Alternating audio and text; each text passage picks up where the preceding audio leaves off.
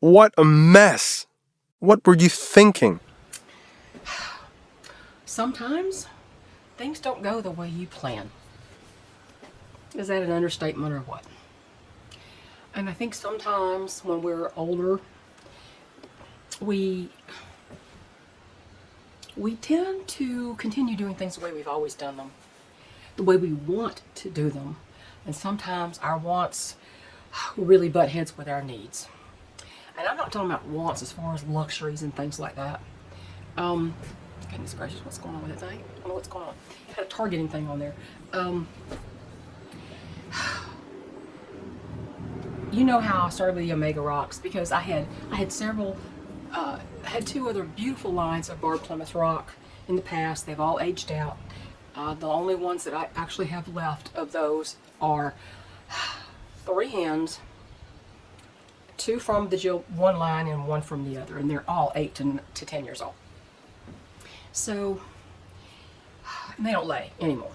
I mean, Maddie was laying recently. She's the younger. She's 8. If you can call that young. But generally, I don't expect them to lay.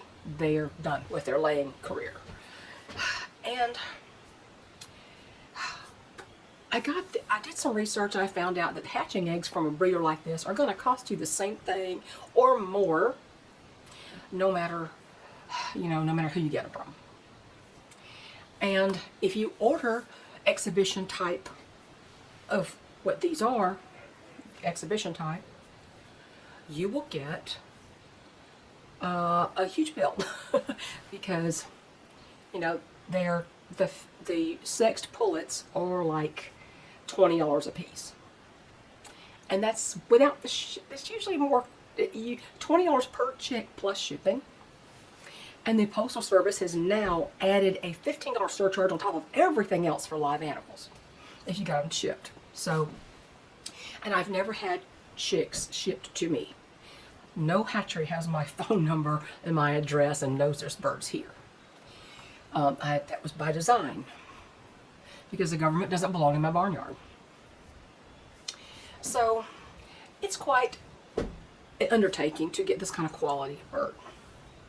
Even with the breeding, you still get birds that are not desirable. And that is in conformation, in barring, in, behavior. And it doesn't have to be aggressive behavior. It can just be like what the ones that I used to call little brother and big brother, whatever. They were nuts. They were the craziest things I've ever seen. Now, these birds, these Omega Rocks, were from 3 different pens. 3 different pens. Different sires, different mix of birds, everything. And I had it narrowed down to 4 birds. 4 males. Now there's 4 girls, so no matter what they look like, they were getting kept. It doesn't matter. And they're filling out and becoming big girls now. And so I had to choose between the males for my breeding males, and I wanted to have maybe 3. The sire and a spare and another spare. So it's like the New Heart Show. You remember, this is my brother Daryl and my name's Daryl, and here's my other brother Larry and my other brother Daryl. So it's 2 Daryls and a Larry, I think it was. That's what it seems like. Anyway, so I've got these 7 males and I'm narrowing it down. And I want to keep like 3. I narrowed it down to 4, and I thought I can't keep 4. I've got to get rid of 1, and so I took that one out. The least desirable of that 4, I took that one out, and I was left with 3. I was left with Nathaniel, who started out being a very nice personality bird, and his brother Duncan. They were from the same pen, and a purple, the one from I used to call Purple Bandit. It's a different pen, and Angus was from the 3rd pen, another pen. So I have 2 from the same pen and 1 from another pen. Now, Duncan and Nathaniel are more related to the girls than Angus is, because they were from the same hatch. They came from the same sire, so they're at least half siblings. And then Duncan began, it was a shame really, he began attacking my shoes. I don't mean just rushing me, I mean he was hitting my shoes. And he was coming from behind and he was sneaking up on me. And after several times him doing that, I said, you are out of here. I don't put up with that kind of behavior. I've always been a stickler for that. No aggression in my roosters toward me, period. Now, when they're young, we're really young, before their hormones kick in, sometimes they can bite, peck you, bite you. They probably don't usually flog you, jump up and hit you with their feet. They usually just bite. And it sounds weird to say bite when they don't have teeth, but you know what I mean. And I even had my beautiful Isaac, my Delaware Isaac, even bit me a couple of times until I did a little aversion therapy, and he learned because he was intelligent and he wasn't really prone to aggression anyway. So you've got all these birds, all these males, and now I've got rid of Duncan. And now I'm left with two. And Angus had to get used to their personalities. Angus is very high energy. He's bouncing around like a crazy thing. And, if he bounces and you step in his way, it looks like you got attacked, but you didn't. So I learned very quickly that this is just his personality. He's just very, very energetic, and he's like this boundless energy. And it wasn't directed at me. Nathaniel looked great until you see him beside Angus and you realize Angus is massively bigger than Nathaniel. And Nathaniel has not as good a comb. It's a 6-pointer. It's a nice balanced comb, but it's got one too many points. And the very back blade, called the blade, it turns to one side. It kind of curves to the side. So it's not a perfectly straight comb, but it's not bad. And I wasn't even worried about his size. He was just an extra, right? One of them was an extra. I wasn't sure which one was the extra. Now I know who the extra is. The extra one is Nathaniel. Angus is far superior in everything, in size, in his comb, his everything, and his behavior. Angus is the leader, and he shows that he is the leader. And he doesn't put up with any guff from Nathaniel. And sometimes he'll chase him all over the barn. Well,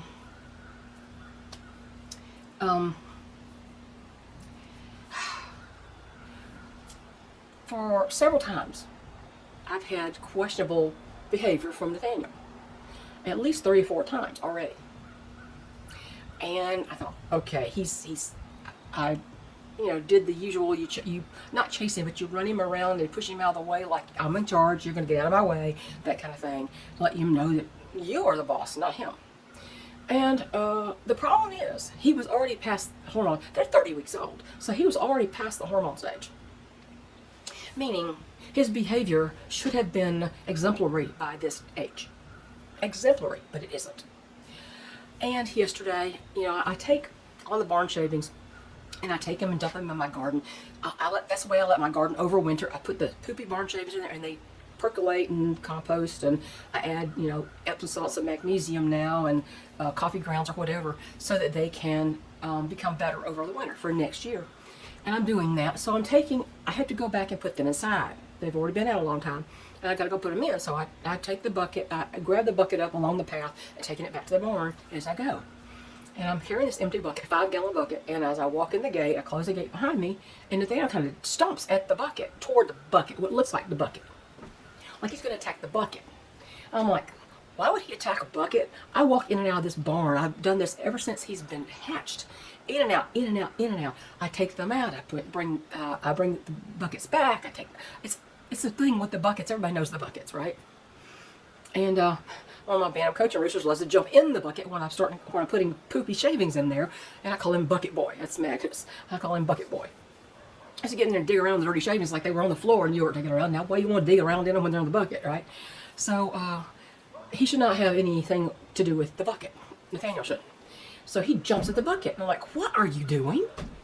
And he backs away and walks around. And I said, you better not. Now, I kind of make him a little leery of me right there.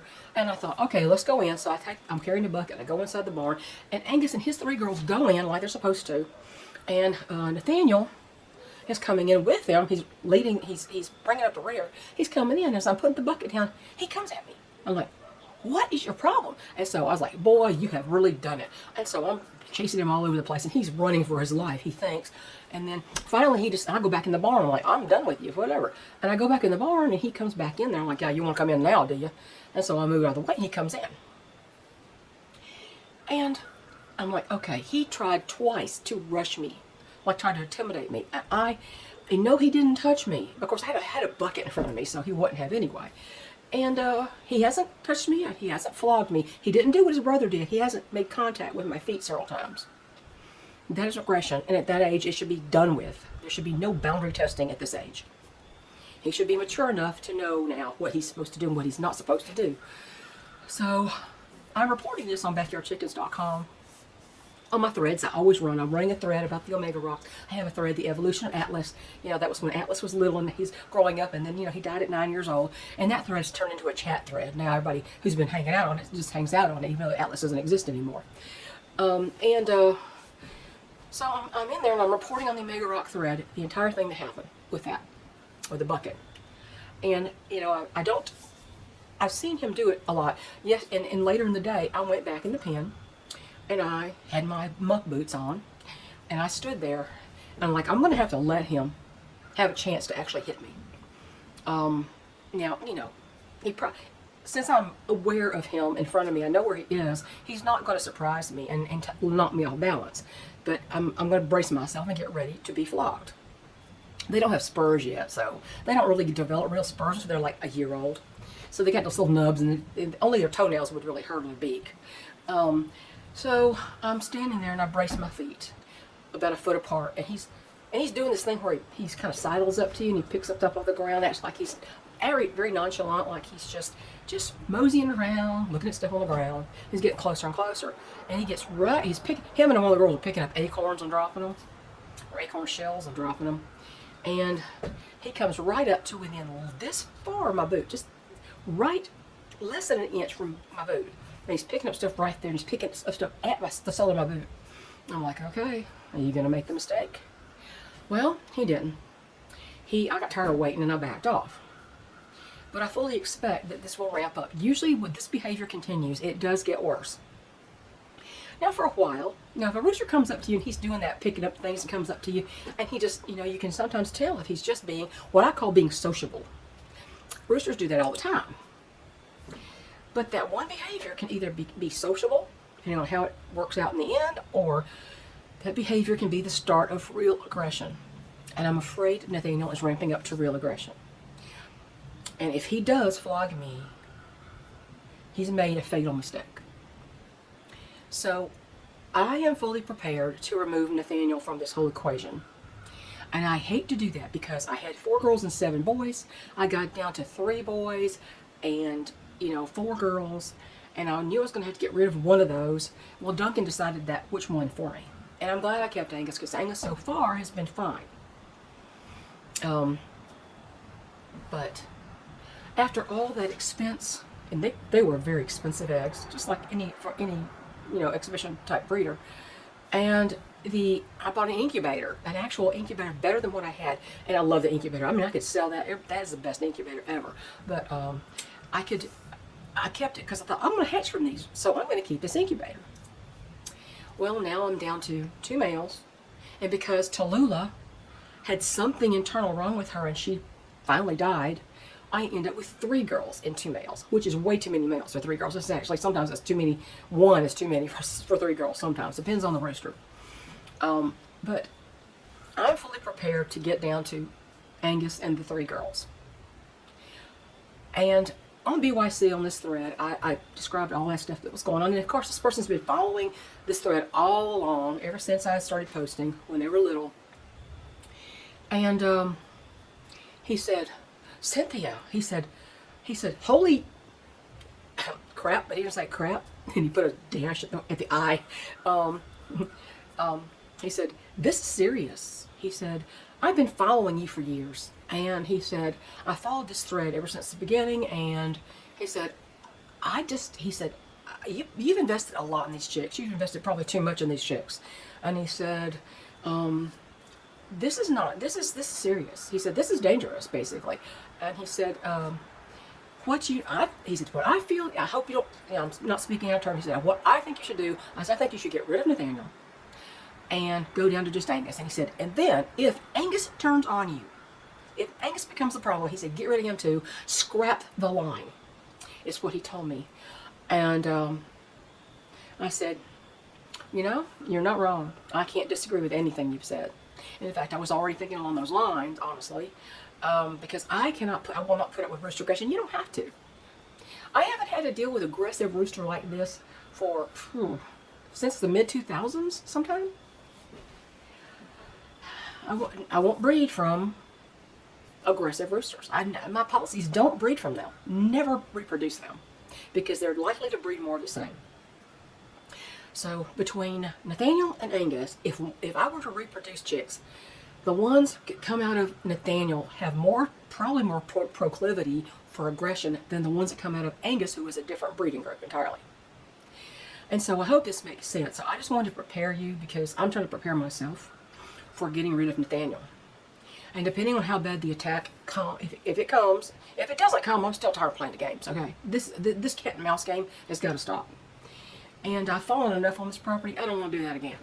And roosters, they're small, you know, relative to my size. Of course they're small. They're, you know, I don't know how old they are, how big they are now. They're not their full size. They're going to keep filling out as long as they mature, you know, for another year or so. But, you know, relative to my size, they're little. It's like, oh, he weighs 8 pounds, you can take him, is what I've said in the past. And I can, however, the sneak attacks can actually surprise you. And I am not up for doing this ever. I haven't had this in almost 2 decades. I haven't had to deal with anything like that. And I don't want to deal with it now. So I'm inclined to do just what my platform friend over there said to do. And he's, you know, I said, you know, I appreciate what you said. You're not wrong. And I would have probably gotten rid of Nathaniel way before this. But what had made me hesitate is how much time and effort and money I put into these. These were going to be my greatest line, right? Well, they are good. The best breeding can't guarantee a perfect bird, ever. Behavior-wise, conformation-wise, nothing. You just do the best you can and you cull what's not desirable. Well, Nathaniel has a little, I think he might have some culling in his future. I can either let my husband do that, you know, just snap his neck basically, or if he does proceed to full-on attacking me, I could call the guy who took the other 5 and say, would you like another one? And Nathaniel will most likely be put in a pot. But I won't sell him because as somebody who, I was been known for my really great roosters and my good-tempered roosters in all the breeds that I've raised, I don't want to do that. And the people who buy Nathaniel would be wanting him for a breeding rooster. And of course, that would be their choice. However, I'm not going to hide anything about this rooster. I don't do that. So I'm just warning you ahead of time that this is probably what's going to happen if he continues the way he is. Like I said, I'm still tired of playing this cat and mouse game. I don't want to have to watch my back everywhere I go. I haven't had to do that in so long. I can completely trust all my little Bantam coaching roosters. They've all been exemplary in temperament. I can trust Bash till the cows come home. I could trust Isaac. I could trust Suede. I could trust Hector. And never have to think about my safety in the pen with those roosters. But I'm thinking a little bit too much now, if you know what I mean. So I'm just preparing you. I don't think anybody should put up with that kind of aggression from a rooster. It's not necessary. You don't have to have that kind of aggression for them to protect their hens, to defend their hens like nature tells them to do. But nature should also be telling them, hey, this is who brings you food and water. I think you better chill. But see, sometimes little gears get all discombobulated in their head and they just snap. And I've had one snap late in life, and I've had one snap at 24 weeks old. These are 30 weeks old. A Delaware. The other one was a Hatchery descended barred rock. And temperament to me is just as much a breed trait, it's just as desirable a trait, good temper, as anything in the American poultry standard of perfection. That's just my opinion. I think it served me well, and up until now with this new line, I haven't had the problem. And it makes me very sad, and it makes me feel stupid that I went ahead and did all this at this stage. My life is getting more complicated anyway. It's getting ridiculous. I can't do this breeding thing anymore, and I don't want to lose the joy of keeping my birds. The main things I need is I want chickens for entertainment, and because they're pets, I love them, and for eggs. And I don't need this quality bird to have that. So, and I'm not going to be selling hatching eggs and shipping them around the country like I used to do. I'm not going to do that anymore. So, I've learned a lot from raising these. I've been acquainted with a really nice man. Jamie Duckworth is fabulous and very accessible and always ready with his time and his advice. And I really have appreciated the relationship I developed with Jamie. And it's not his fault that this happened. But if you think about it, here I am. I started out with 11 birds and now I've got 5. And one's about to probably leave. You don't get anywhere fast when you have to call everything you've got because of bad temper. So anyway, let's just pray that Angus keeps being the good boy he is. Boundless energy and all, as long as it's not directed at me, as long as you don't bounce toward me, we're okay. And so that was what I had to say today. So that was my Omega Rock report. I was saying to everybody, well, Nathaniel's being pretty good, and then all of a sudden he wasn't. So I don't like behavior changes like that. So I'll talk to y'all later. Have a good day. Bye.